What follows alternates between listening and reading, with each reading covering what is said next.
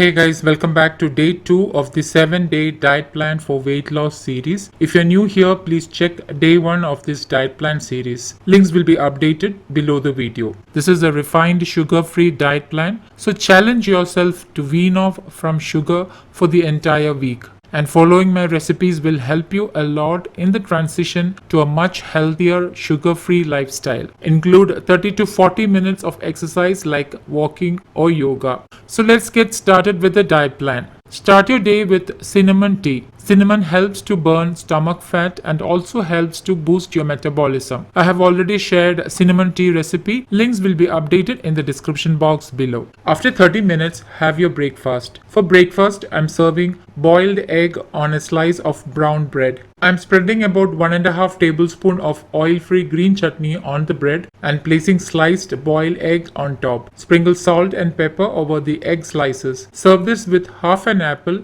and my quick and easy and filling breakfast is ready. Instead of bread, you can also use a large whole wheat roti. Spread green chutney over the roti and place sliced boiled egg on top and sprinkle salt and pepper. You can roll this up and have, but if you plan to carry this to work, pack green chutney separately as the moisture from the green chutney may make the roti soggy. Always remember to keep yourself hydrated by drinking plenty of water, or you can have my infused water. As a mid-morning snack, have pomegranate seeds or any seasonal fruit of your choice. For lunch, have oats chilla. A filling and fiber-rich meal. You can even make ahead this and carry to work. I have already shared the recipe. Links will be updated in the description box below the video.